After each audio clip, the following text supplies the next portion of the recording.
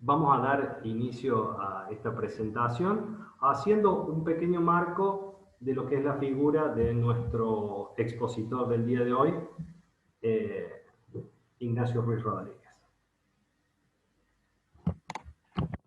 Les voy a leer, bueno, en primer lugar es un orgullo tenerlo presente al catedrático Ignacio Ruiz Rodríguez, no solo por su trayectoria y por lo que representa dentro de los trabajos de historia y catedráticos y vinculados a todo lo que es España, el mundo hispano, latinoamericano y su impronta desde la investigación y la academia.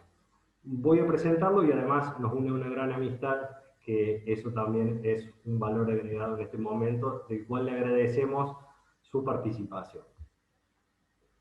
El doctor Ignacio Ruiz Rodríguez es licenciado y doctor en Derecho por la Universidad de Alcalá de Henares, de Madrid, España, catedrático de Historia del Derecho y de las Instituciones en la Universidad Rey Juan Carlos de Madrid y director de la Cátedra Universitaria España-Israel.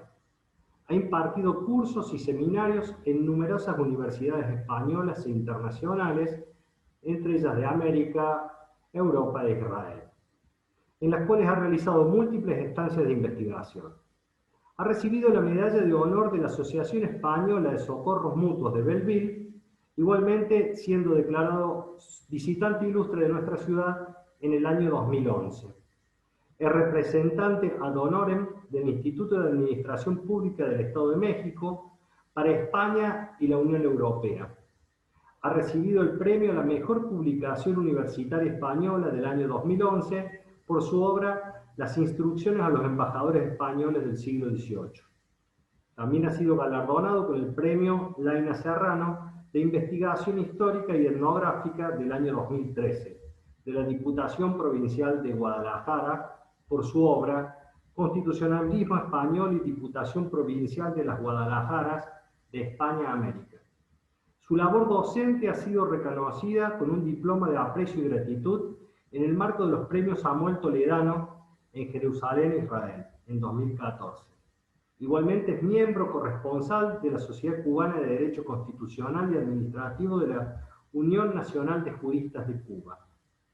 Autor de más de un centenar de publicaciones científicas, hoy nos presenta una de sus tantas obras, que cabe aclarar, no es su última obra publicada, sino que es una obra que fue publicada hace unos años atrás, ya nos va a precisar Ignacio en unos minutos, pero que generó una repercusión tan fuerte en el ámbito español y que se fue ampliando, que realmente esa figura principal, que es la de Francisca de Pedraza, que ya nos contará, no solo constituye en sí la presentación de un libro, sino él nos va a contar un poco la historia de esta investigación y nos va a hacer recorrer un poco esto en torno a la singularidad de este caso en el contexto del siglo de oro español.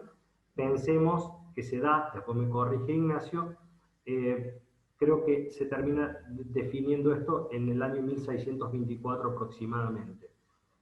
Por lo cual, para situar al público, este es el contexto en el cual la violencia machista no es nada nuevo, ya en esta época, y mucho menos en ese contexto.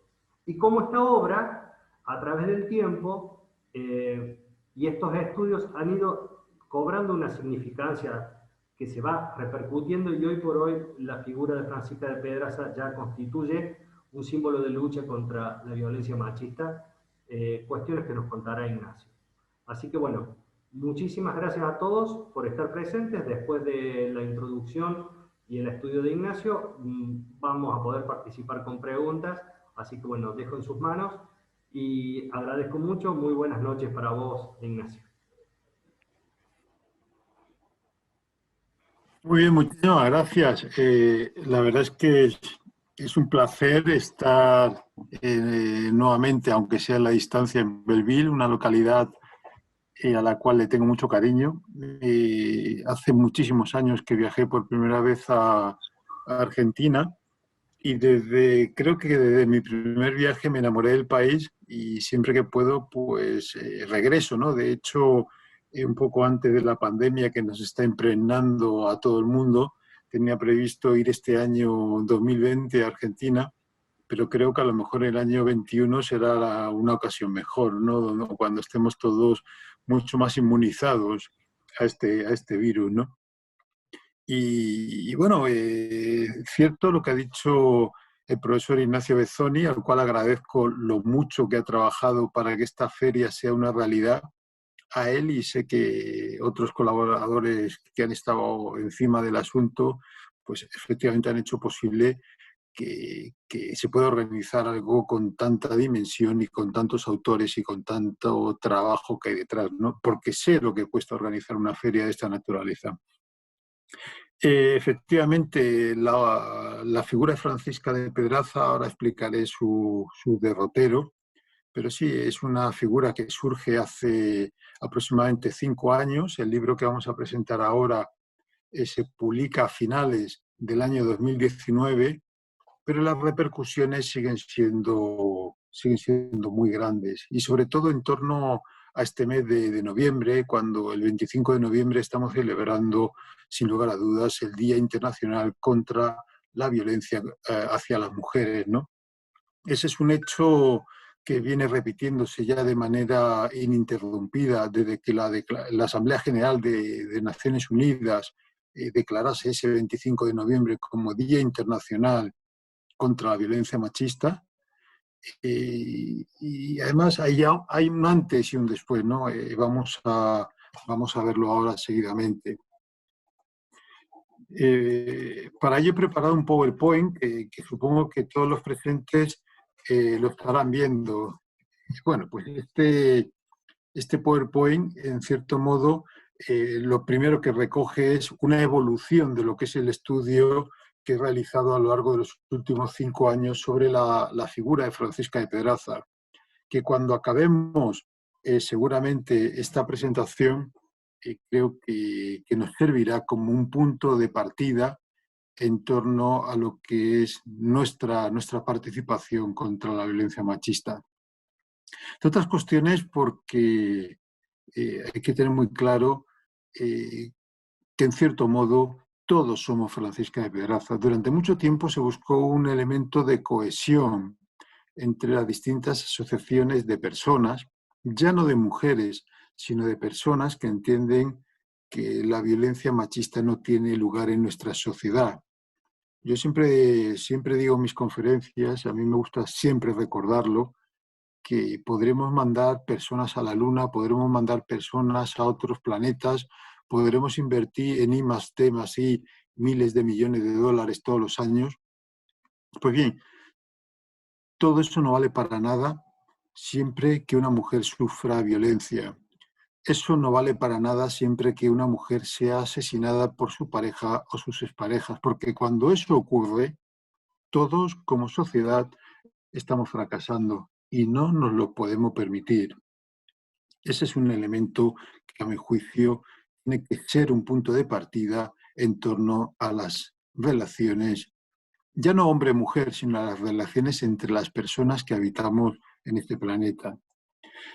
Sí, yo quiero darle las gracias una vez más a los organizadores, quiero darle las gracias a todos aquellos que han trabajado para que esta feria sea como es, que yo lo sé, un éxito, y quiero darle las gracias a todos los que ahora en directo o luego en forma diferida vayan o tengan la curiosidad de asistir a esta presentación.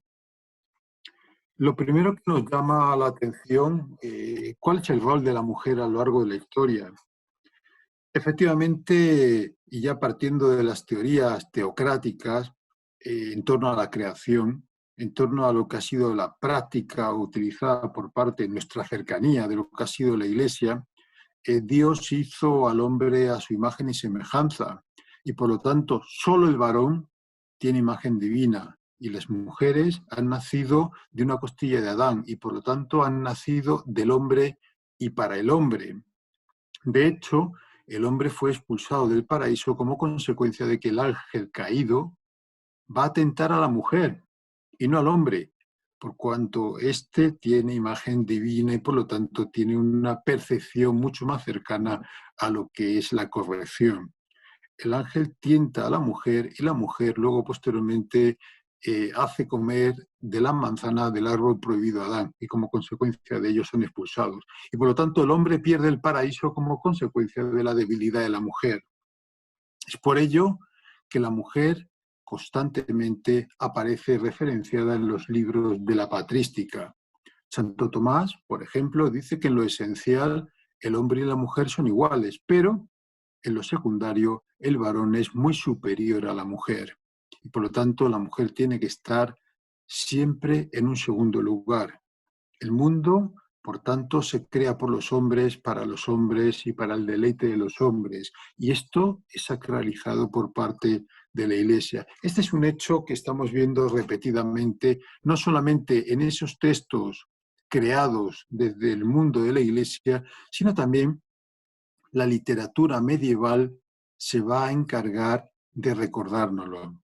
Esa literatura juglaresca, esa literatura medieval en general, está constantemente hablando de la mujer como un ser lujurioso, un sujeto cercano al pecado.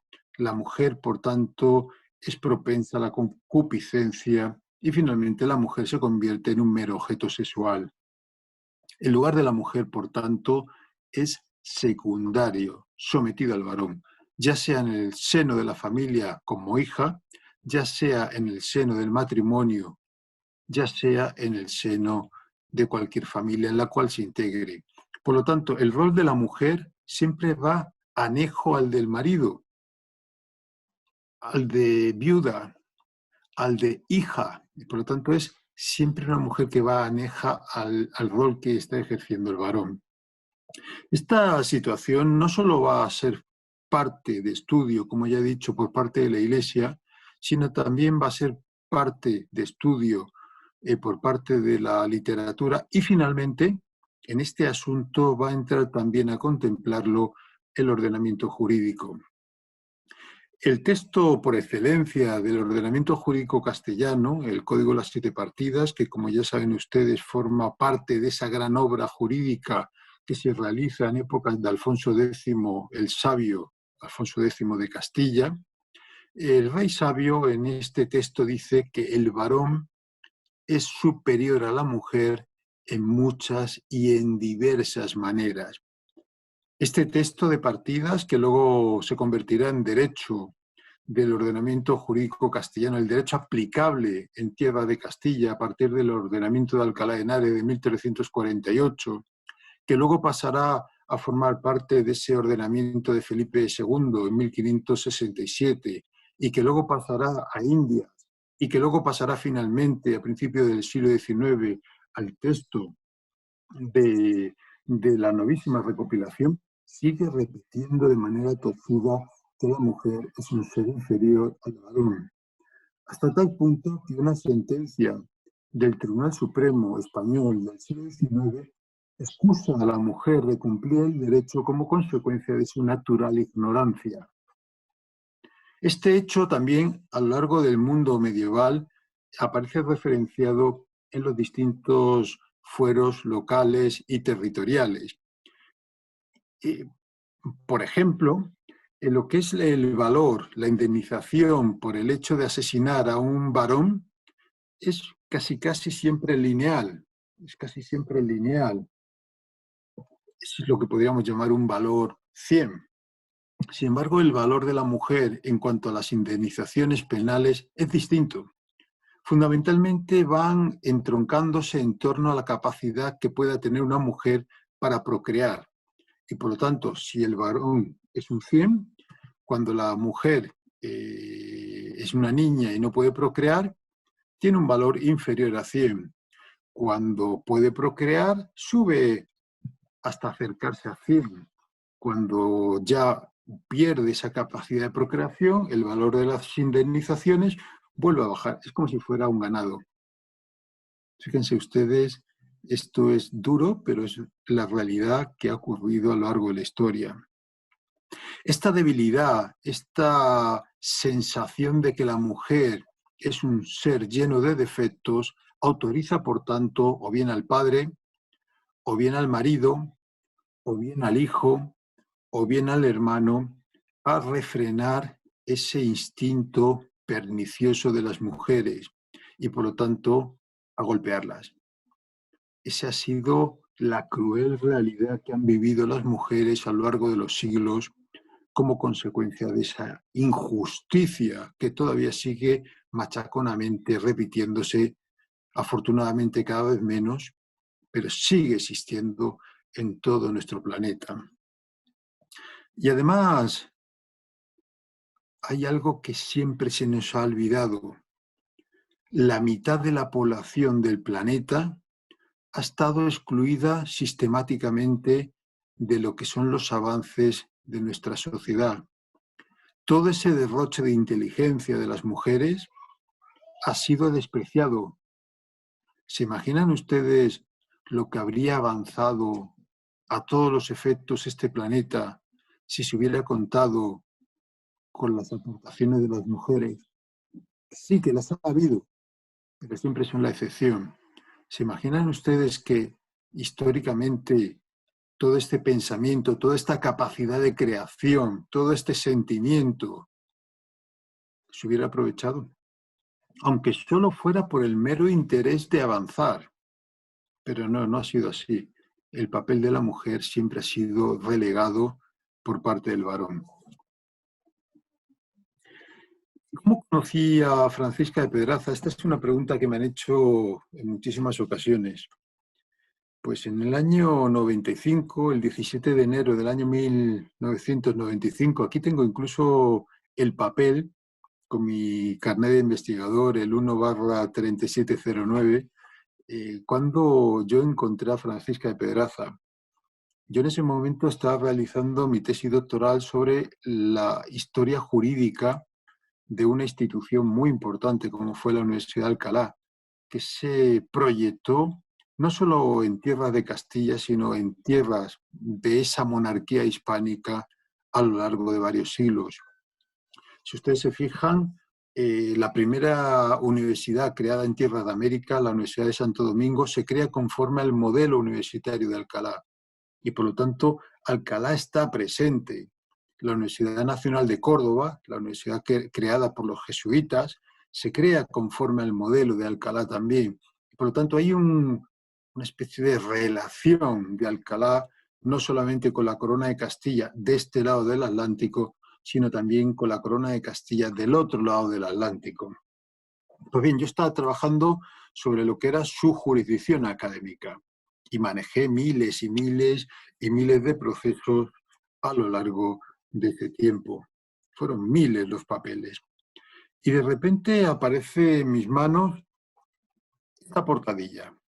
Matrimonial, 1624, Francisca de Pedraza, vecina de Alcalá, con Jerónimo de Jaras, notario Pérez. Bueno, en principio, la Universidad de Alcalá tenía como característica propia la de ser una jurisdicción privativa, en donde dentro de esta Corte de Justicia que existía en la universidad, se trataban los asuntos que tenían como parte demandante o como parte demandada a un aforado de la universidad, que podía ser un profesor, que podía ser un trabajador de la universidad, los llamados oficiales de la universidad, o que pudiera tener como protagonista un alumno. Piensen ustedes que en este momento histórico cada colectivo tenía su jurisdicción. O sea, la jurisdicción real, general, afectaba muy poca parte de la población, por cuanto los mercaderes tenían su jurisdicción y tenían su propio juez, los militares tenían su jurisdicción y por lo tanto su propio juez, la iglesia lo mismo, etcétera, etcétera. Y los estudiantes pues tenían exactamente lo mismo. Esto es una situación que ya nace con Bolonia, allá por el siglo XII, y se proyecta en tierras hispánicas hasta el siglo XIX, cuando la Constitución de Cádiz, en sus artículos 248 y siguientes, eliminan, no en todo, pero en casi todo, lo que es el privilegio del fuero. Bueno, pues yo empiezo a leer este documento, era y sigue siendo un documento muy voluminoso, estamos hablando de más de 400 páginas, y claro, yo tenía mucha prisa, yo quería acabar mi tesis doctoral. Piensen ustedes que uno no se puede demorar mucho en la elaboración de una tesis doctoral, aunque hay que hacerlo en conciencia, hay que hacerlo bien porque es tu tarjeta de visita, pero no puedes estar de manera infinita. Yo siempre a mis doctorandos le digo lo mismo. Oiga, ¿usted cuánto tiempo quiere emplear para realizar su tesis doctoral?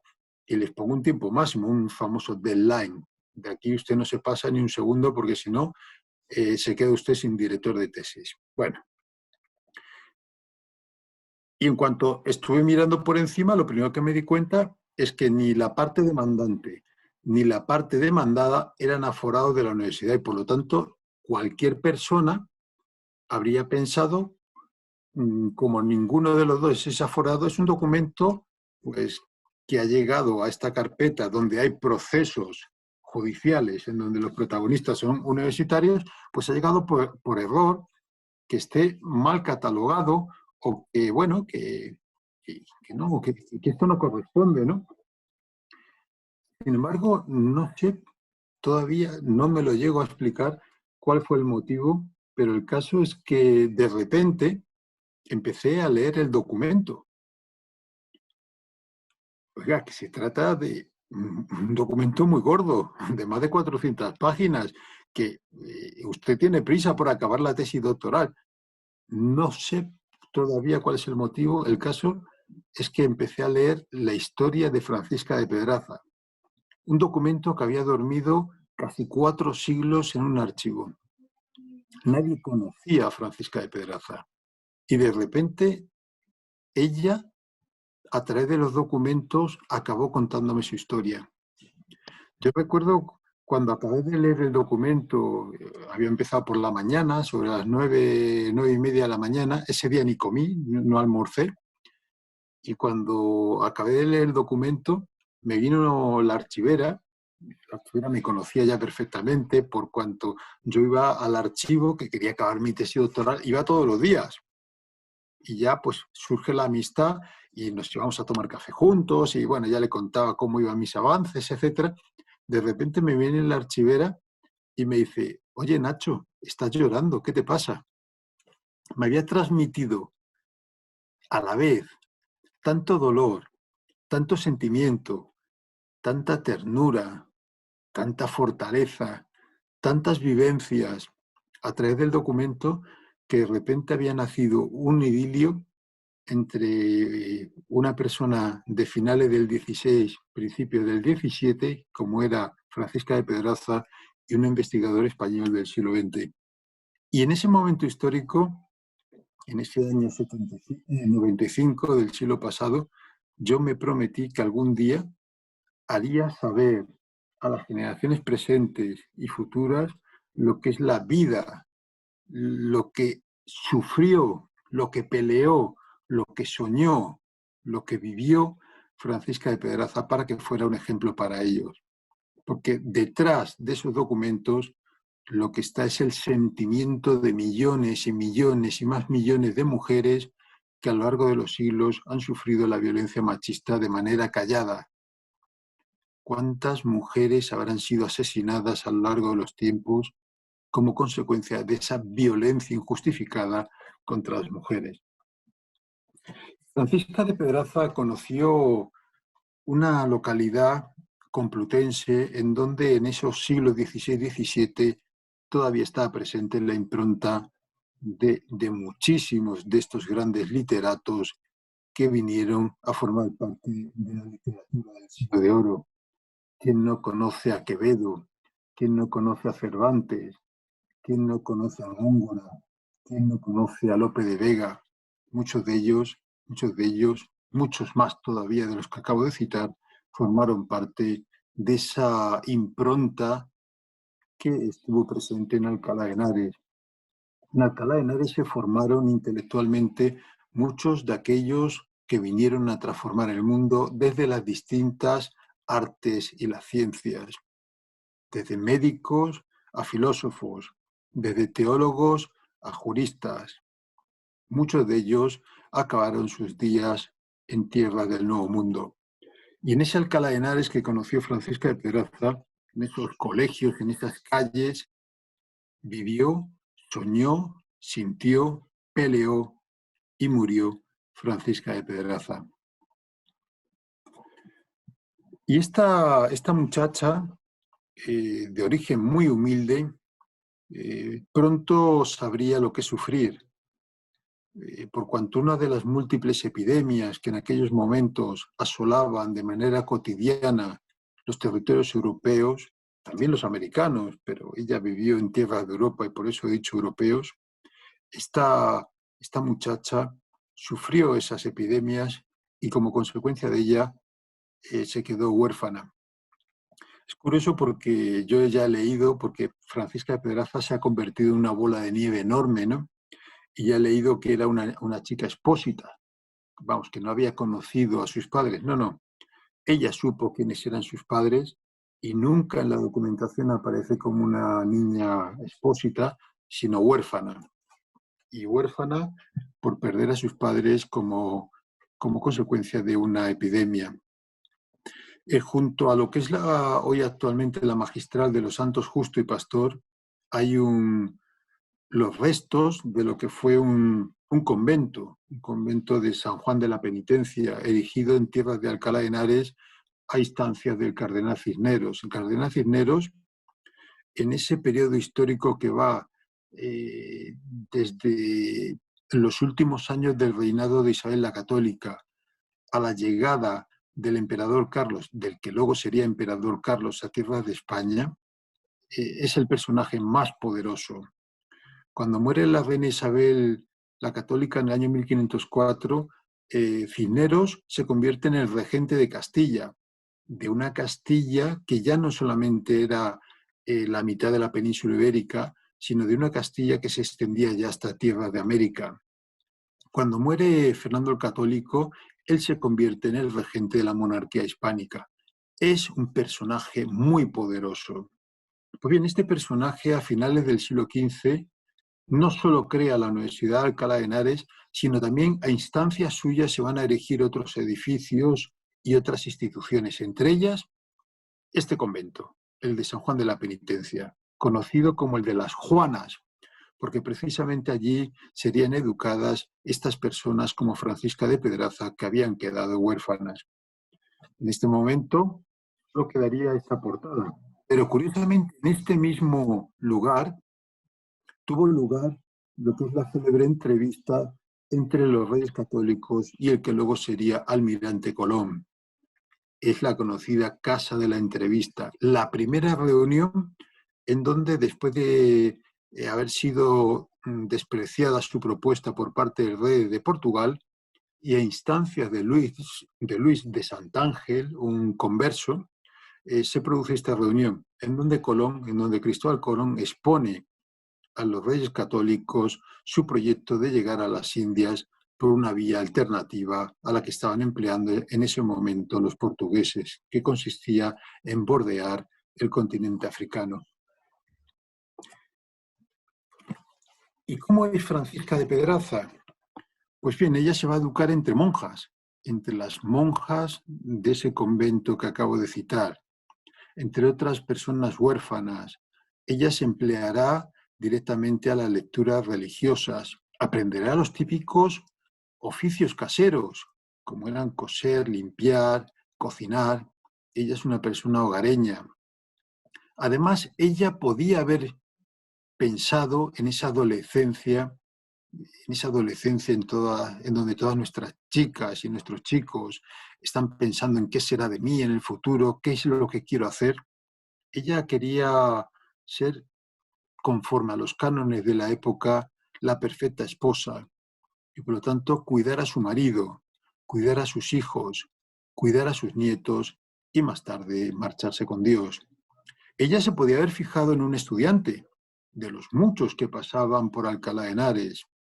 Ella, como otras chicas hacían en ese momento histórico, podría haberse fijado en ese estudiante que cuando acabara su grado y consiguiera un puesto en la administración, pues pudiera salir de esa pobreza natural que afectaba a muchísimas y muchísimas personas, casi generaciones de personas viviendo una pobreza muy grande. Pero ella no quería un estudiante, ella quería un matrimonio tradicional, quería un marido tradicional de Alcalá de Henares, si era posible que tuviera algún bien y trabajar juntos esos bienes.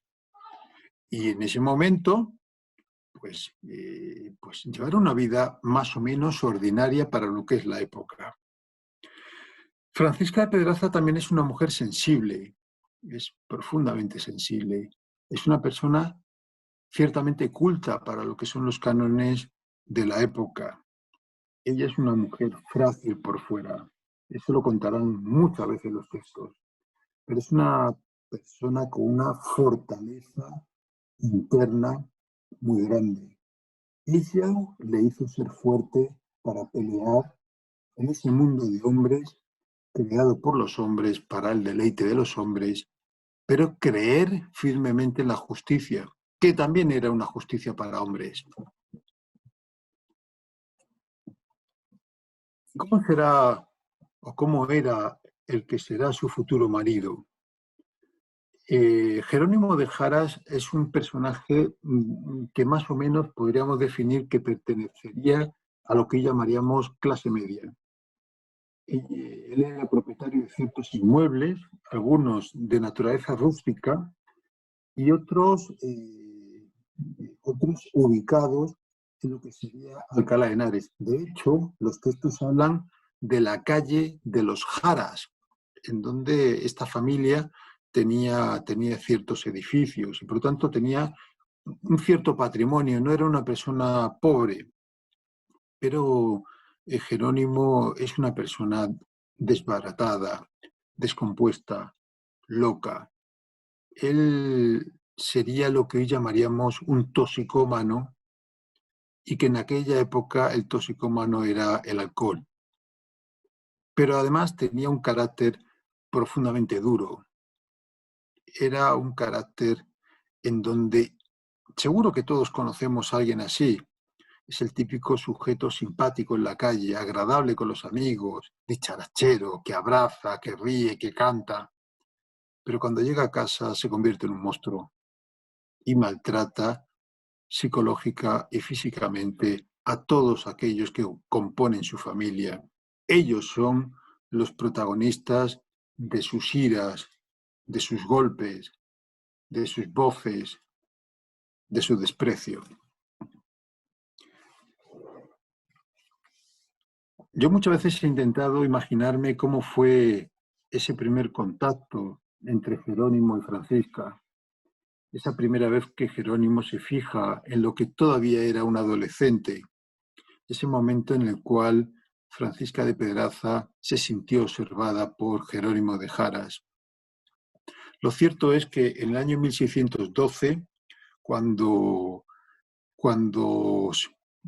Jerónimo solicitó a la priora de ese convento, a Francisca de Orozco, la mano de Francisca de Pedraza, y se casaron en la iglesia de Santa María la Mayor de Alcalá de Henares, he intentado pensar cómo fue todo esto, ¿no?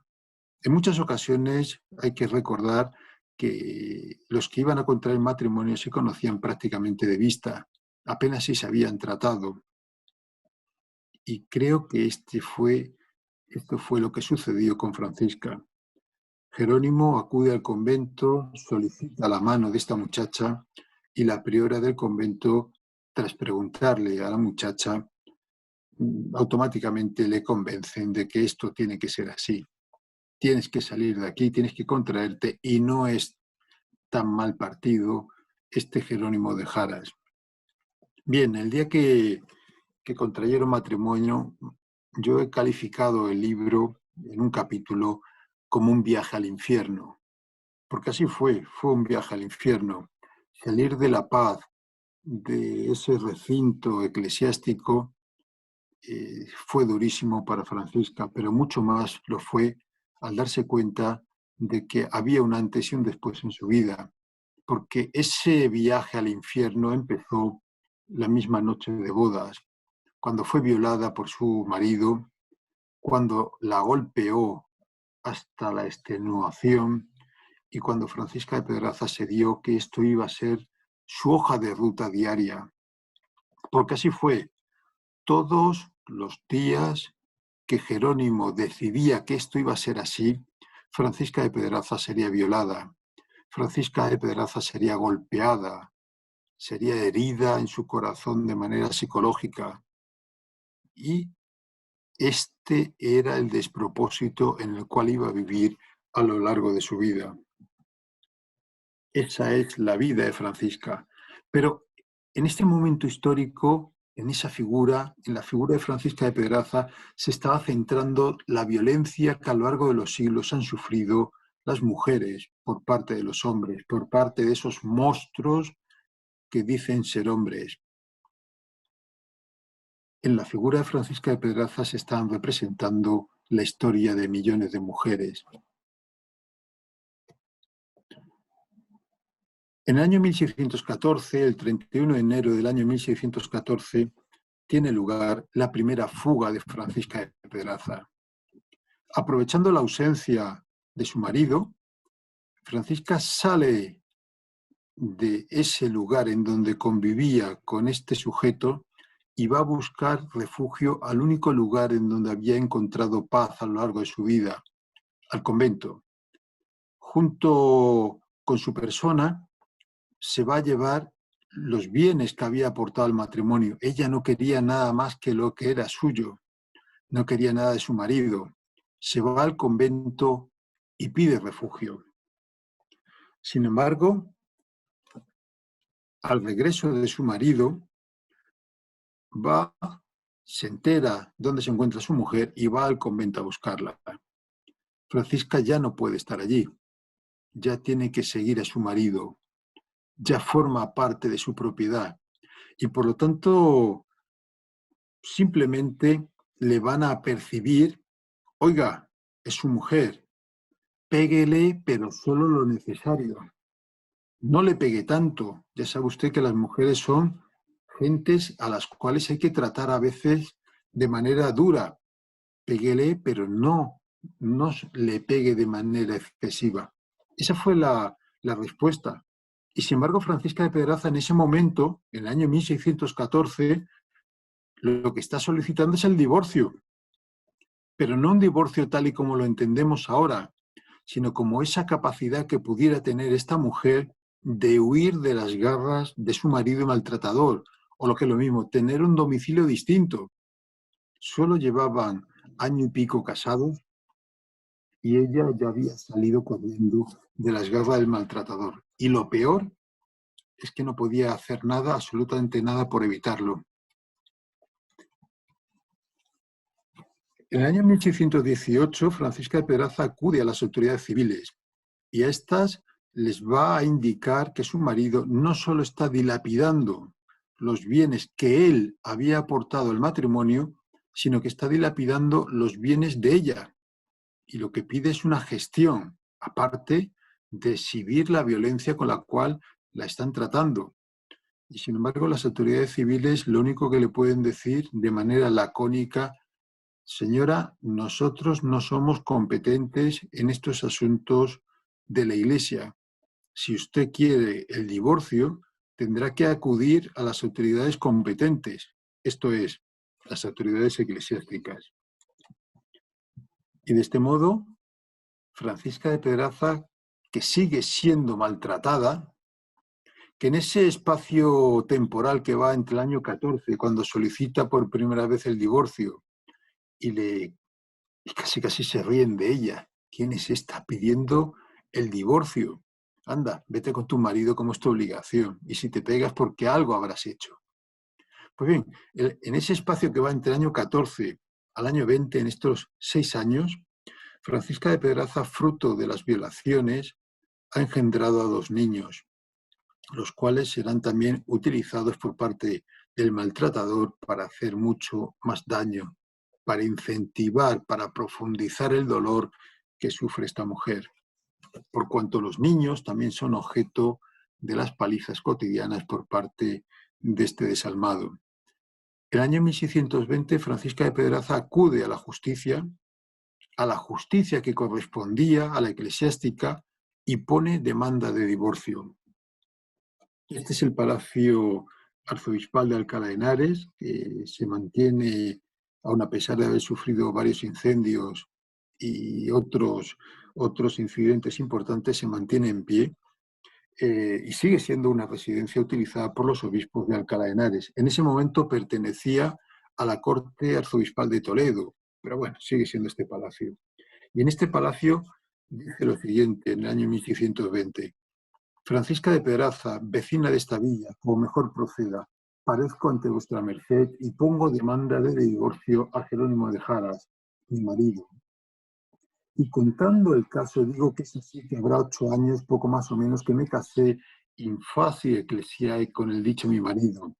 Y en este tiempo, debiéndome tratar bien y amorosamente conforme a la divina y humana, dándome todo lo necesario a mi persona, así de sustento como de vestido, a mí y a mis hijos, los 2 hijos que hemos relatado, no lo ha hecho ni hace.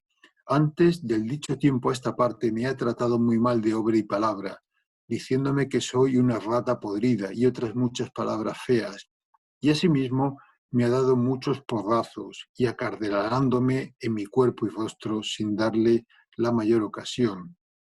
De forma que muchas veces, si no entrara gente y se pusieran de por medio, me matara, como lo tiene dicho en diferentes tiempos y veces. Vamos, que está contando las lindezas que está soportando en ese infierno en el que vive de manera ordinaria. Lo curioso es que esta Corte de Justicia abre un proceso judicial. Ella lo único que quiere es el divorcio. No pide otra cosa. Si es que le da igual todo, lo que quiere es coger a sus hijos y largarse lejos de este monstruo que es su marido.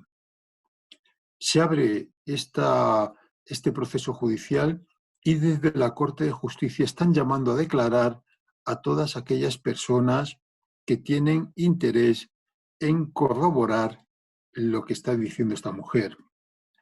Piensen ustedes que eso no es nada fácil, porque ¿qué hombre va a declarar en un asunto matrimonial contra otro hombre, si seguramente él también le esté pegando a su mujer?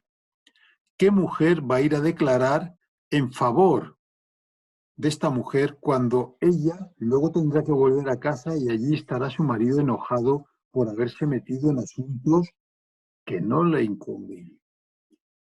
Hay muchos adagios, pero en este momento yo me estoy acordando de en los asuntos del matrimonio nadie se ha de meter. En el libro aparecen muchos otros, pero bueno, este es uno de ellos. ¿Quién se va a meter en los asuntos del matrimonio?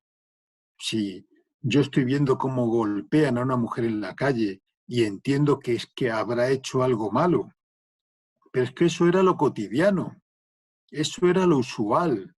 ¿Cómo voy a ir a declarar en favor de una mujer cuando yo también le estoy pegando a la mía? En fin, no fue fácil encontrar, pero siempre hubo valientes que dieron un paso adelante y que permitieron que la voz de Francisca de Pedraza no fuera una voz única en el desierto, sino que hubo otros que de manera valiente dieron ese paso. Y se mandaron incluso jueces de comisión a otros lugares de lo que actualmente sería la provincia de Madrid, provincia de Toledo, provincia de Guadalajara, para tomar la confesión a aquellos testigos. Incluso a Francisca de Pedraza, mientras se sustanciaba esta causa, se le permitió tener un domicilio distinto. Y sin embargo, Alcalá de Henares no es el Alcalá de Henares actual, una ciudad de más de 200.000 habitantes, sino que aquel Alcalá de Henares, incluso siendo sede universitaria, apenas sí tenía unos 10.000 habitantes. Y Francisca salió a pasear por la calle y se tropezó con el que todavía era su marido. Este la agarró de los pelos, la golpeó, la arrastró literalmente por la calle, la llevó a su casa, la golpeó, la violó y la pobre mujer se quedó postrada en la cama durante varios días.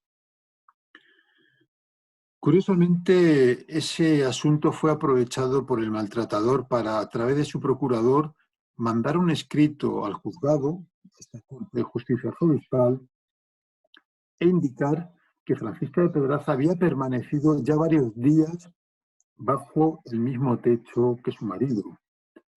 Pues bien, el tribunal, ¿qué entiende? Pues entiende ni más ni menos que se han reconciliado.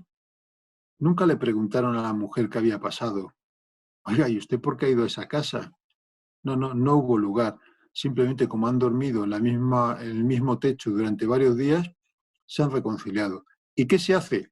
Se archiva la causa judicial y se acabó el asunto. Incluso Francisca, bajo la violencia, llega a firmar este documento. Si se fijan, en la parte inferior izquierda está la firma de Jerónimo de Jaras y justo en el centro está la firma de Francisca de Pedraza. ¿Qué no le habría hecho esta mujer para que firmara ese acta en donde se entendía que se habían reconciliado? Y lo peor de todo esto es que Francisca está condenada a muerte porque su marido la quiere matar. Lo ha dicho en público y en privado. En más de una ocasión le ha tirado incluso un cuchillo para matarla. Golpea a los hijos, no le da de comer. Además, Francisca de Pedraza en este momento podría ser una perfecta mujer independiente tal y como la entendemos en este momento. Ella se dedicaba a bordar, a reparar la ropa ajena y con eso ganaba el dinero suficiente para alimentar a sus hijos, a su maltratador y a ella misma.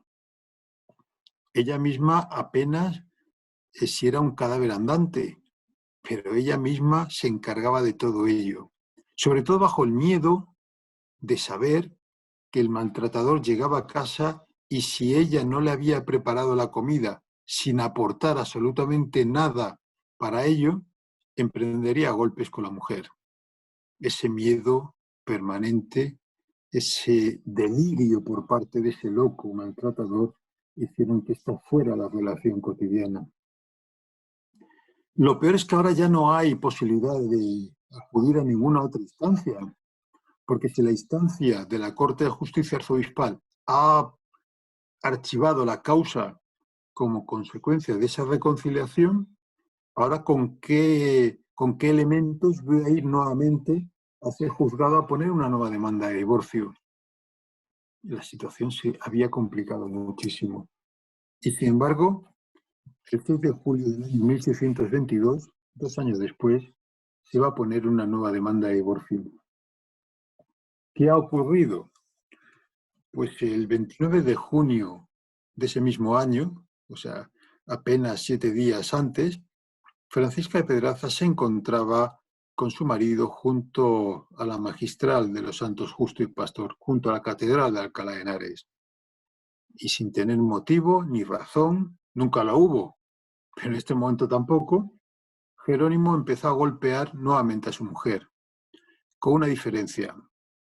Ella en ese momento estaba embarazada. Cuentan las crónicas que de los golpes y las patadas la hizo abortar en plena calle. Y cuando ese feto se desprende de su madre, aparece retorciéndose en el suelo. Pues bien, este malvado, este monstruo, le pegaba patadas a la madre, al feto. Fue algo realmente horroroso. Hasta tal punto que algunas personas que por allí pasaron cogieron a este sujeto y lo apartaron de la mujer. Ella quedó postrada en el suelo, había perdido a su bebé, llena de sangre, fue algo horroroso.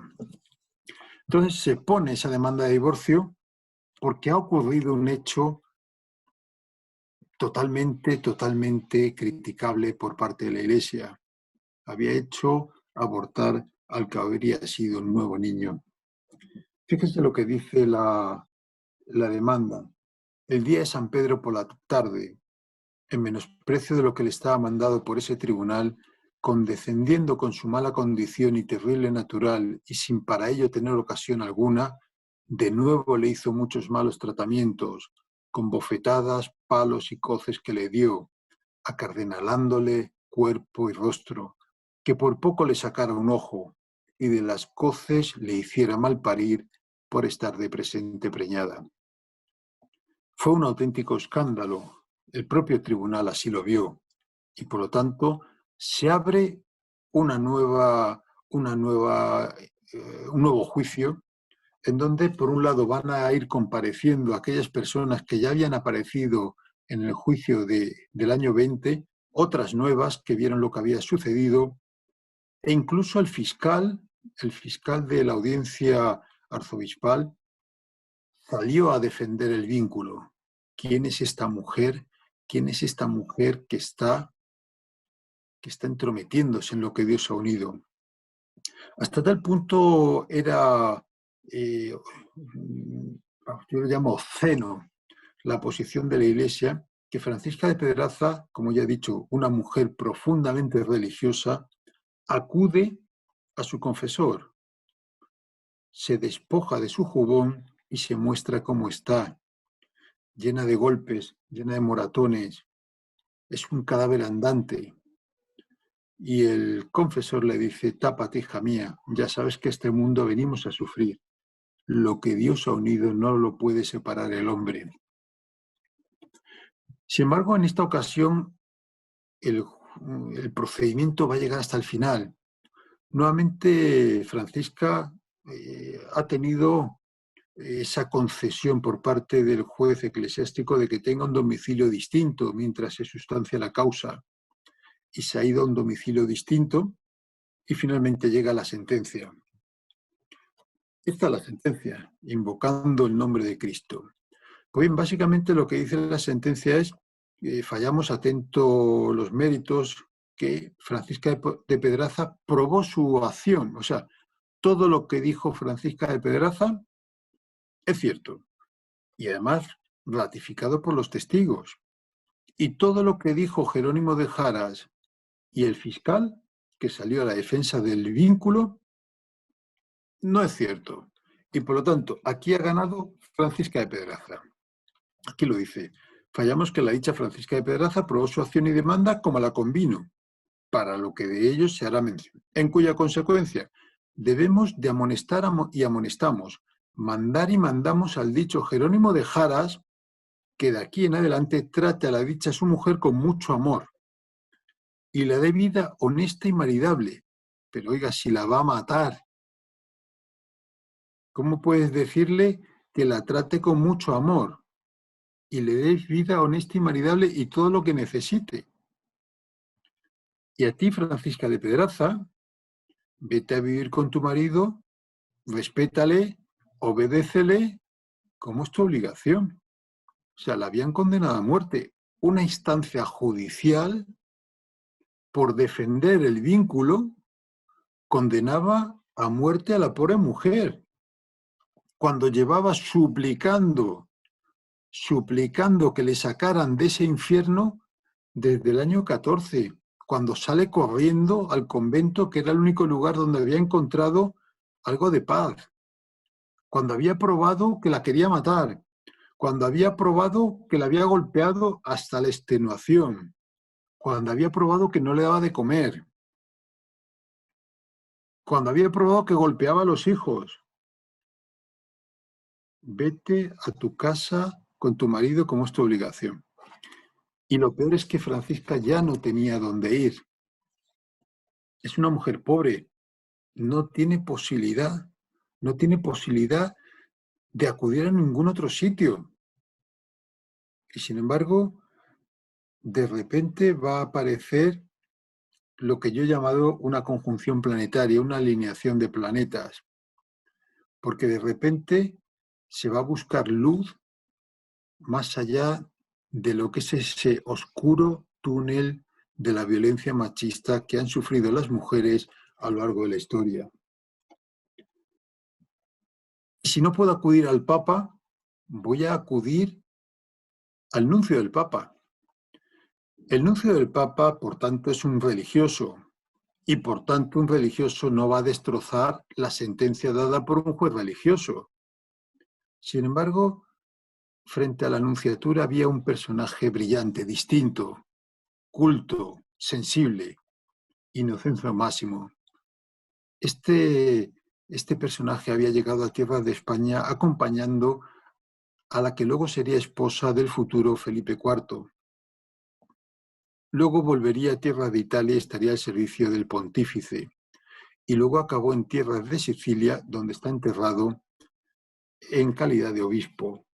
Un personaje profundamente sensible. Y este personaje que dice, llévate la causa a otra jurisdicción. Y por eso yo me encontré con los papeles de Francisca de Pedraza cuando estaba haciendo mi tesis doctoral sobre la histórica Universidad de Alcalá, dentro de todos esos muchos procesos. Y por eso aparecía junto a procesos en donde el actor demandante o el demandado eran personas súbditas de la Universidad de Alcalá. Y aunque ella no lo era, ni Jerónimo de Jaras lo era, aparece la documentación entre los miles de procesos judiciales de la histórica Universidad de Alcalá.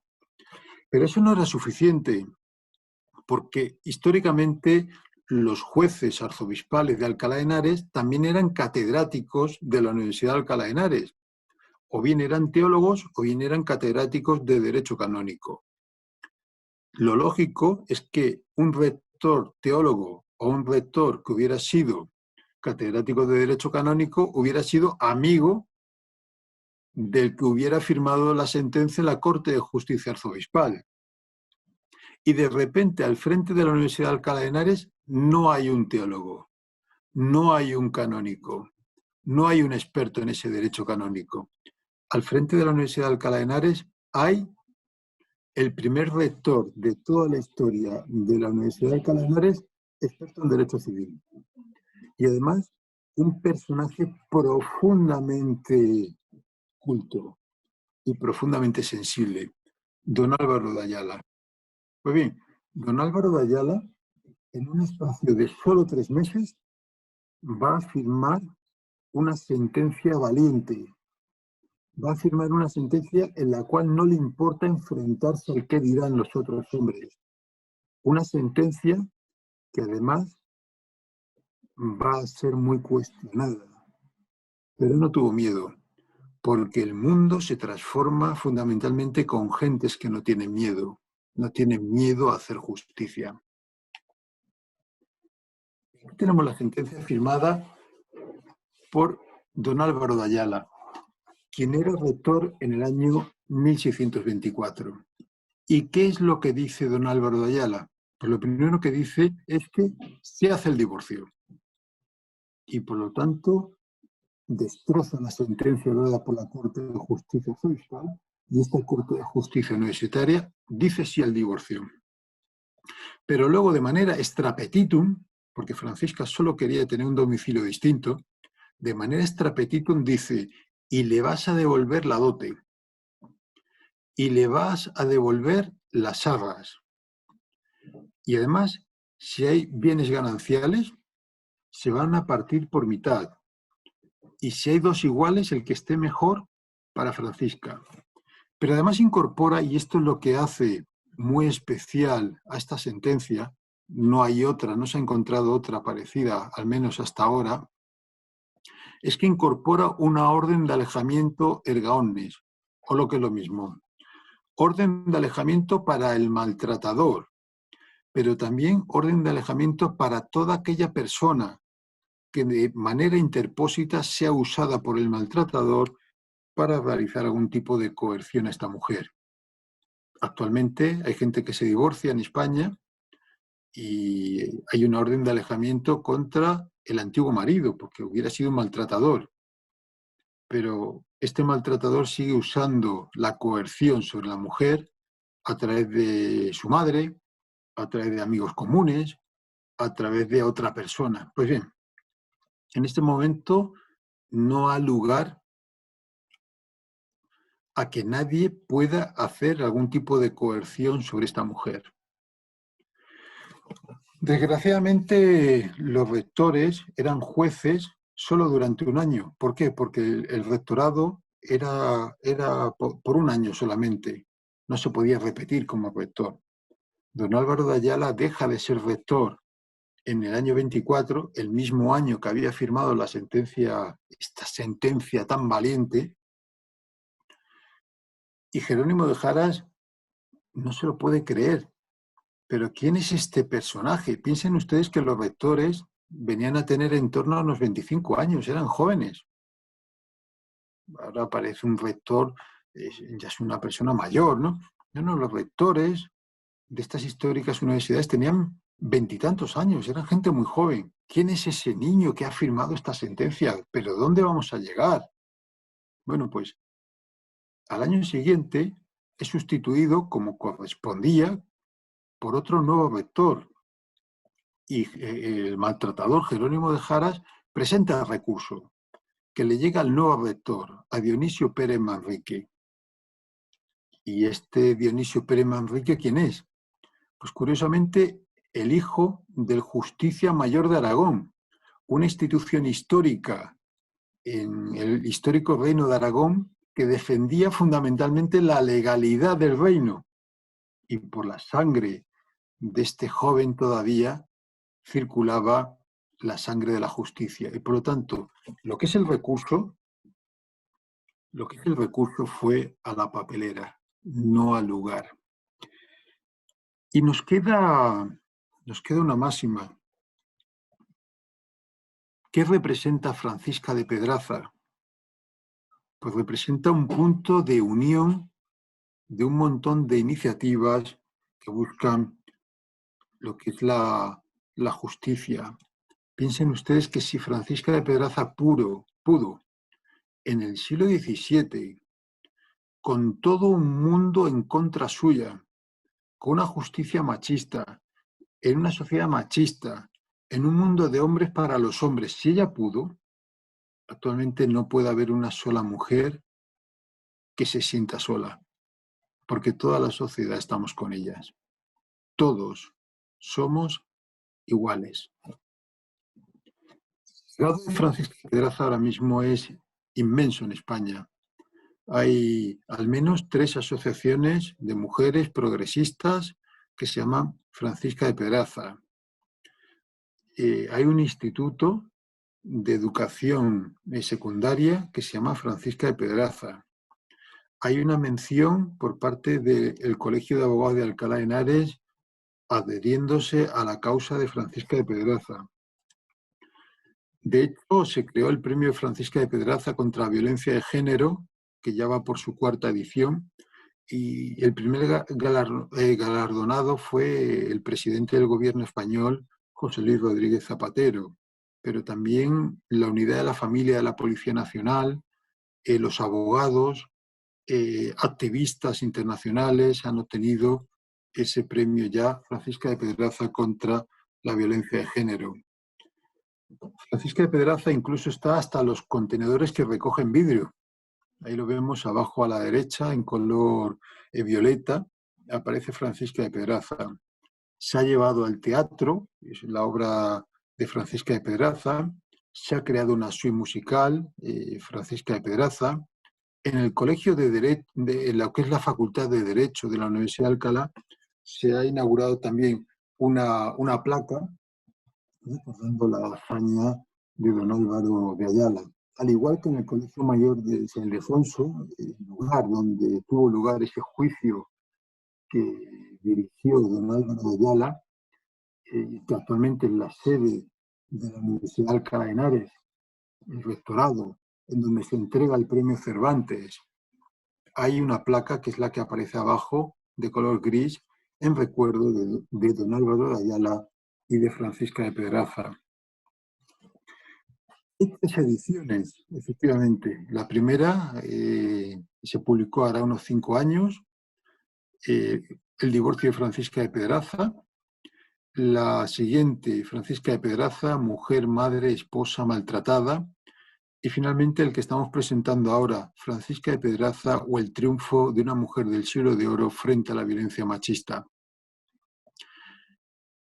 Lo primero que uno ve es ¿por qué 3 libros? Pues bien, yo he seguido investigando desde el año 95, cuando encontré la primera documentación sobre Francisca de Pedraza, y en cada uno de los libros he ido aportando los datos adicionales que he ido encontrando. Piensen ustedes que se trata de una mujer pobre, una mujer del pueblo. Es como diríamos ahora mismo el mito. Si en el mundo del fútbol Maradona es el mito y lo estamos recordando a nivel internacional, en el mundo, sobre todo por sus orígenes humildes, en el mundo de España de la violencia de género, recordamos a Francisca de Pedraza por lo mismo, por sus humildes orígenes y por lo mucho que peleó en la defensa de su condición de mujer. Y nos fijamos también que hay 3 imágenes distintas. La primera aparece una señora blanca con ese pañuelo en la cabeza y, sin embargo, aparece una mujer muy morena, la típica mujer de Julio Romero de Torres, que pintó a la mujer morena, gitana. Y finalmente una figura distinta, ¿no? Con ojos muy grandes. Pues bien, Francisca de Pedraza no tiene cara, es como nos la queramos nosotros imaginar. Es como si quisieras pintar el amor que sientes por alguien. ¿Cómo pintas el amor? Pues cada cual lo pintará de una forma. ¿Cómo pintas un sentimiento? ¿Cómo pintas algo que no es palpable?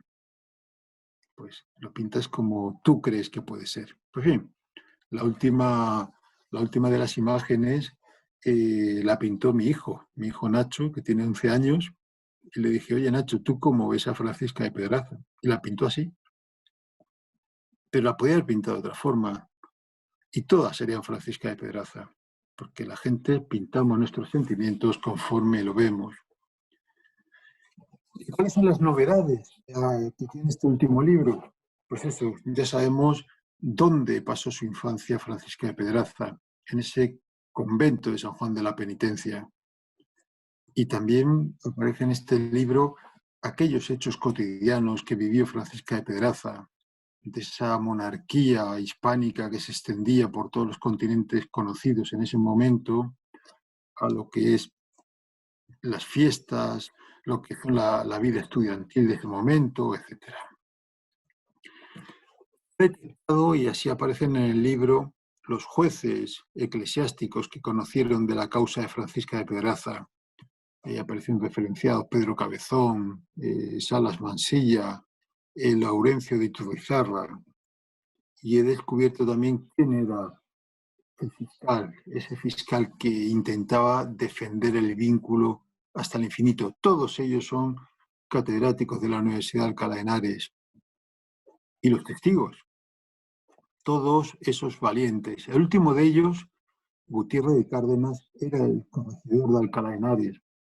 Tradicionalmente todos entendíamos, yo también, que la jurisdicción ordinaria se había mantenido siempre al margen de la causa de Francisca de Pedraza. Entre otras cuestiones porque era incompetente, judicialmente hablando. Los asuntos de Dios tienen que resolverse ante la Corte de Justicia de Dios, la Corte de Justicia eclesiástica. Pero el corregidor estuvo y ejerció como testigo. Los vecinos que acogieron a Francisca también los he encontrado y ahí aparecen. Y también todos sus acercamientos a la causa, a la justicia civil, en donde Francisca de Pedraza pedía protección y pedía también la posesión de los bienes conyugales para que no continuaran siendo dilapidados por su marido. Tradicionalmente siempre he sabido que había 2 hijos y también hemos hablado de ese aborto a patadas, ¿no? El día de San Pedro del año 1622. Pues bien, también he descubierto que el 4 de agosto de 1620 Francisca también estaba embarazada y también perdió el hijo. Y por lo tanto hubo 2 abortos provocados por la violencia que sufría esta mujer. Y también se recuerda a los abogados que participaron en la causa. Ellos hicieron posible que la causa no quedase en el olvido, sino que ellos también estuvieron presentes. Abogados que además no cobraron nada, entre otras cuestiones porque Francisca no tenía nada con que pagarles. El caso más simbólico es Bartolomé de Alcocer. Este sujeto, este abogado, este señor, era el abogado de Jerónimo de Jaras en el año 1614, cuando el 31 de enero del año 1614 Francisca de Pedraza es obligada a volver a vivir con su marido. Pues bien, Bartolomé de Alcocer abandona a su cliente, a Jerónimo de Jaras, y se pone a trabajar al servicio de Francisca de Pedraza gratis. Y por lo tanto, este reconocimiento también a los abogados por la defensa de esta causa tan noble. Luego el divorcio. ¿Por qué pedía Francisca de Pedraza constantemente el divorcio? Pues bien, este divorcio ya existía en Roma. Ese divorcio consistía en separarse simplemente, en romper la convivencia. Y sin embargo, la Iglesia Católica, cuando llega al Concilio de Trento, se establece que el matrimonio es indisoluble. Sin embargo, ese propio Concilio de Trento establece determinadas causas que pudieran permitir que un matrimonio pudiera tener domicilios distintos. Y dentro de esas causas se entendía como una de ellas lo que era la violencia extrema que se emplease, en este caso contra Francisca. Y es lo que se está alegando ya desde el año 14. Me quiero divorciar porque es que me va a matar a palos, es que además me ha tirado un cuchillo, es que además dice en público y en privado que me va a matar. Y además que no lo va a hacer de manera rápida, sino que me va a matar lentamente si es posible para que sufra con más dolor. En un momento dado yo encontré este documento. Es un documento que está en latín y es el documento que los abogados de Francisca de Pedraza envían en el año 23 a lo que es el nuncio, a Inocencio Máximos, explicándole la causa, explicándole lo que está ocurriendo. Y luego, fíjense, el 24 de febrero del año 1624, un documento en pergamino, es este, en donde, más allá de lo que es una acción incidental, mínima, que yo entendía al principio que había realizado el nuncio, se convirtió en el eje vertebrador de lo que luego sería la actuación del rector de la Universidad de Alcalá de Henares. Álvaro de Ayala toma este documento que le envía el nuncio como eje vertebrador de lo que sería su actuación judicial. Fíjense, este documento tiene por fecha el 24 de febrero del año 1624. Pues el 14 de marzo, apenas unos días más tarde, don Álvaro de Ayala firma un auto. Y en este auto hay una serie de medidas provisionales en donde se incluye ya el alejamiento del agresor y de cualquier otra persona interpósita para que no hagan ningún tipo de acción que pueda sufrir esta mujer. Apenas unos días más tarde. Y luego, apenas unos días más tarde, llegaría la sentencia, esa histórica sentencia del rector Álvaro de Ayala, de la cual hemos hablado anteriormente. Estas son importantes novedades y estos son los últimos documentos que yo encontré. En resumidas cuentas, después de 10 años pidiendo el divorcio, en un mundo de hombres, creado por los hombres, para el deleite de los hombres, tanto en la jurisdicción civil como en la jurisdicción eclesiástica, finalmente en la jurisdicción universitaria, Francisca de Pedraza encontraría esa paz. Ese es el legado que nos transmite esta mujer. Ese es el legado que me contó a mí ese famoso día de enero del año 1995. Muchísimas gracias por su atención.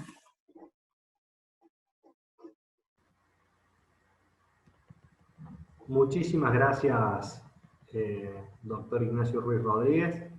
realmente, en mi caso había tenido la oportunidad de escuchar esta exposición el año anterior en Tarazona y ver un poco la repercusión de la gente en torno al tema de Francisca de Pedraza, pero bueno, eh, no cabe adherir ni sumar más cuestiones a las ya expuestas que realmente estuvieron clarísimas y te agradecemos todo el tiempo que dedicaste a esta presentación, porque yo, además, es importante aclararlo, del compromiso que existe de parte del doctor Ignacio Ruiz Rodríguez en torno a este tema y a la sensibilización que ha podido generar a partir de ello.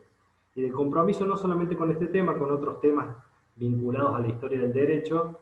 Hay otros libros que no se han mencionado acá, como el caso de Elena o Heleno de Céspedes, que es otra de sus obras. Estamos hablando de más de 60 obras publicadas de variados temas relacionados a la historia del derecho y a un compromiso por estas temáticas que abordan propiamente las cuestiones del conflicto de lo humano. Solo cabe comentar si alguno de los participantes quiere hacer algún tipo de consulta, puede hacerlo, ya sea a través de la imagen o a través solamente del audio de los participantes de este vivo. No sé si alguien quiere hacer algún tipo de consulta. Y hola, buenas noches. Buenas noches, Blanca. Hola, ¿qué hay, Ignacio? Vamos a ver, yo soy una ignorante en todo esto, me ha fascinado la historia, pero ¿qué lugar ocupa entonces la nulidad, que supongo que tendrá que ver con la historia? ¿La nulidad del matrimonio entonces no existía? Sí, no, eso es una cuestión diferente. Vamos a ver, la nulidad es que existe algún impedimento originario que pudiera haber existido, ¿no? Y por lo tanto se decretaba esa nulidad. Pues fundamentalmente, en muchas ocasiones iba relacionado con lo que es la imposibilidad de procrear o con que hubiera existido un parentesco que se ha descubierto, etcétera. Esa nulidad la otorgaba directamente el Papa o sus agentes y por lo tanto en este caso no estamos hablando de una posibilidad de nulidad. Por cuanto el matrimonio era válido a todos los efectos, había celebrado válido a todos los efectos y por lo tanto esa nulidad por golpeo no se puede establecer en ese momento histórico. Una vez más recuerdo que el marido elegía el domicilio, la mujer por tanto estaba obligada a seguirle y además recordamos lo que es la imperfección natural de la mujer. Yo estoy recordando hasta esa sentencia del Tribunal Supremo Español del siglo XIX que excusaba a la mujer de cumplir el derecho como consecuencia de su natural ignorancia. Es que un Tribunal Supremo te diga eso es terrible, pero es que todavía más, en el siglo XX, más allá de los avances que se consiguen en pro de la mujer en la Segunda República, en donde por primera vez esa Constitución de 1931 otorga el voto a la mujer, luego un golpe de Estado, entramos en una dictadura en donde la mujer nuevamente se convierte en un ser de segunda categoría. Hasta el año 1973, en España, una mujer para abrir una cuenta corriente en un banco tenía que pedir autorización al marido o al padre. O sea, la gente en España, afortunadamente, vive en democracia, pero desgraciadamente se olvida que los logros que han obtenido las mujeres son un segundo en lo que es la historia de la humanidad. Entonces, la nulidad, sí, pero para quien pueda pagarla. Estoy hablando en el momento en el cual vive Francisca de Pedraza. Y fundamentalmente estamos hablando de una serie de impedimentos que han sido conocidos a posteriori. Fundamentalmente el matrimonio canónico tiene como finalidad la procreación. Eso ya lo dice hasta el propio Código de las 7 partidas. Pues más allá de ello, si una mujer no puede procrear, podemos conseguir fácilmente la nulidad, porque eso es un impedimento que yo no conocía. O bien si existe un parentesco. Piensen, por ejemplo, que los reyes católicos son primos. En principio, eso hubiera sido un matrimonio nulo, de no haber sido porque existió una despensa papal, que por cierto fue falsificada por el arzobispo de Toledo, y cuando el Papa se entera, pues esa falsificación ya se había materializado y los reyes católicos ya habían contraído matrimonio. Pero más allá de todo ello, en este momento histórico, la nulidad es prácticamente imposible. Y bueno, casi absolutamente imposible para una persona pobre como era Francisca. Aquí, muchísimas gracias. No sé, Blanca, si respondí a su pregunta. Sí, sí, muchísimas Sí, gracias. Y Y Blanca, aquí. increíble, increíble. doctor Rodríguez, Sí, ¿sí? sí, ¿Qué sí. tal Juan Pablo de habla? ¿Qué tal ¿Qué Ignacio? tal, ¿Cómo Juan va? Pablo? Hemos Encantado. tenido Un la placer. posibilidad de conocernos cuando fuimos con Ignacio allá a Madrid. Ah, magnífico. Se os echa de menos. ¿Qué tal, doctor? A mí me sorprende, me mueve mucho esto.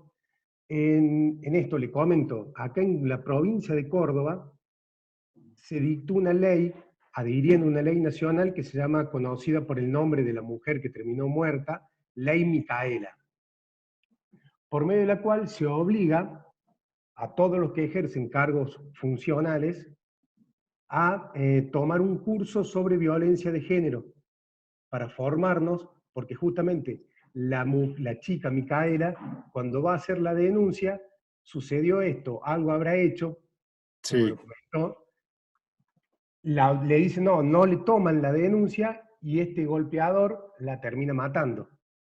Y eso se sucede por justamente la falta de capacitación. En ese contexto que recién ahora, 2020, y usted me está contando que la historia es de 1620 allá en España, más o menos aproximado se ubica en ese momento, me llama la atención cuánta lucha y cuánto tarda los movimientos feministas en poder instalarse en todas estas cuestiones.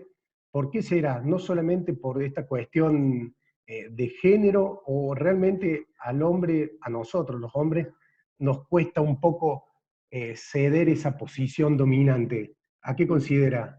Decía Mandela que para acabar y poder transformar el mundo, o sea, para acabar con la situación actual y poder transformar el mundo hace falta mucha educación.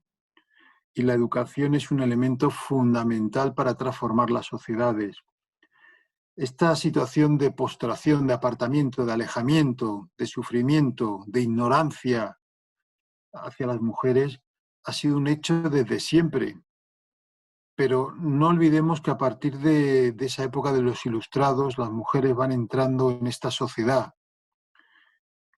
Y aunque es una entrada y hay un techo de cristal enorme, nos estamos dando cuenta de algo maravilloso.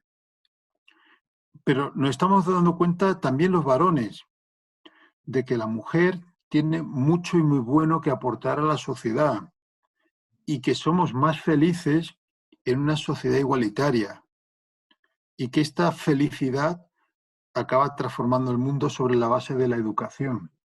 Y ahí vuelvo a la idea de Mandela. ¿Por qué se ha ignorado tradicionalmente a la mujer? Fundamentalmente por la propia ignorancia de la sociedad. Hemos sido durante siglos una sociedad ignorante. La educación en el siglo XIX en España era mínima. Estos días se lo estaba comentando yo a mis estudiantes. Cuando se aprueba la Constitución de Cádiz de 1812 y que se habla de españoles de ambos hemisferios, lo primero que se hacía era leer la Constitución en los balcones de los ayuntamientos. Los casi 400 artículos de la Constitución de Cádiz se les leían a la gente y se olvidaron que aquellos que estaban abajo del balcón escuchando eso que sonaba maravilloso eran analfabetos y cuando les hablaban de conceptos revolucionarios como soberanía nacional no sabían ni lo que era soberanía ni nacional. Y cuando les hablaba de muchas cuestiones como la división de poderes no sabían ni lo que eran el poder ni la división ni en qué consistía, pero sonaba música celestial, porque ese mundo se transforma sobre la base de la educación. Actualmente somos sociedades mucho más cultas, somos sociedades mucho menos dependientes de lo que está establecido, pues porque lo dice alguien. Y por lo tanto, esta cultura es la mejor arma para acabar con los dogmas obsoletos, para acabar entre otras cuestiones, con el heteropatriarcado. Si es que además, sobre la base de la cultura y de la igualdad, nos estamos dando cuenta de que la sociedad avanza mucho más, que vivimos mejor, que todo funciona mejor, porque no se puede ignorar al 50% de la población, que son las mujeres. Y cuando estas mujeres sean presidentas del gobierno, y cuando estas mujeres dirijan instituciones, y cuando estas mujeres en rango de igualdad a los hombres, nos daremos cuenta de que somos una sociedad mejor, aunque solo fuera por egoísmo, que en este caso para mí no lo es, aunque solo fuera por egoísmo, nos interesaría que las mujeres estuvieran al mismo nivel que los hombres. Y este techo de cristal, yo el otro día daba una conferencia sobre un tema muy duro, porque se calcula por parte de algunas organizaciones internacionales que para llegar a una igualdad absoluta a nivel mundial entre hombre y mujer necesitaremos por lo menos 200 años. Oye, ojalá yo pueda ver esa igualdad absoluta, porque a mí me escalofría, o sea, es que me parece algo horroroso que tengamos que esperar todavía 200 años para acabar con el techo de cristal. Porque egoístamente, y lo vuelvo a recordar, esto no nos conviene a los hombres. Y por otro lado, yo les recordaba el otro día en una conferencia a unas mujeres, no hace mucho tiempo en España, igual que en todos los países del mundo occidental, cuando llega la Nochevieja nos ponen los típicos programas de entretenimiento y las campanadas y las luces y la gente celebramos el Año Nuevo y tal. Bueno, pues en España había unos cómicos que hacían parodia de todo y la gente nos moríamos de la risa, jajaja. Bueno, yo no porque era muy pequeño, pero bueno, la gente se moría de la risa y todo esto. Y una de las parodias hacía sobre un matrimonio en donde el marido le pegaba siempre a la mujer y la mujer con el ojo morado y tal, ay, mi marido, qué guapo, y le cocino, y el marido le volvía a pegar. Y de repente el marido muere y la mujer sale muy triste porque decía, ¿y ahora quién me va a pegar a mí? Y todo el mundo era súper feliz. Esto no hace tanto, porque ha sido de muy poco tiempo para acá, en este siglo XXI, cuando las cosas se han empezado a mover realmente. Porque a mí de nada me vale una ley o un reglamento si la gente de la calle no cree en ello. Esto también se lo cuento a mis alumnos en la Facultad de Derecho. En Madrid, cruzar un semáforo en rojo por parte de un peatón conlleva una sanción. ¿Quién no ha cruzado alguna vez un semáforo en rojo? Yo el primero. Si la gente que está llamada a obedecer esa ley no cree en la ley, esa ley tiene un recorrido muy corto. Entonces, no solamente se trata de publicar normas, sino que la gente crea que esa norma es buena. Y por eso, ahora cuando a los cuerpos y fuerzas de seguridad del Estado, a los funcionarios, fundamentalmente de la Administración de Justicia, se les exige conocimientos en violencia de género, oye, nos estamos dando cuenta de que ya está avanzando mucho, pero es porque la propia sociedad lo pide. En este año en España han muerto 41 mujeres a día de hoy como víctimas de la violencia machista. Desde que hay estadísticas, creo que estamos hablando de 1721 o por ahí, más o menos. Pues bien, lo que estamos viendo es un proceso de contención, estamos viendo un proceso basado fundamentalmente en la concienciación, en que estamos creyendo que es algo muy bueno que todo el mundo participe en estas campañas contra la violencia machista.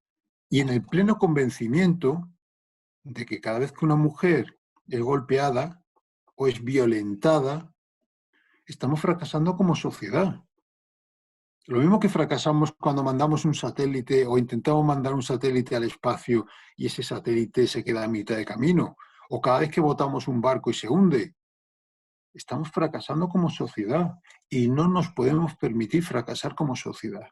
Yo creo que con eso, Juan Pablo, te he contestado.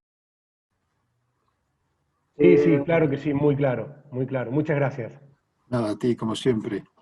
¿Alguna otra pregunta? Aquí desde el chat, ¿alguien que quiere hacer alguna pregunta desde el audio?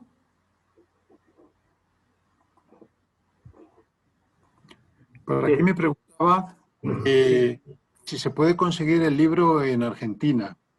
Bueno, pues la verdad es que hay una editorial que difunde y difunde muy bien y en Argentina participa en las ferias, pero si tiene problemas para conseguirlo, alguien me puede mandar un correo electrónico a ignacio.ruiz y yo le puedo contestar ignacio.ruiz@urjc.es y yo le puedo intentar conseguir el libro de alguna forma o bien le podría mandar un PDF para que lo pudiera leer.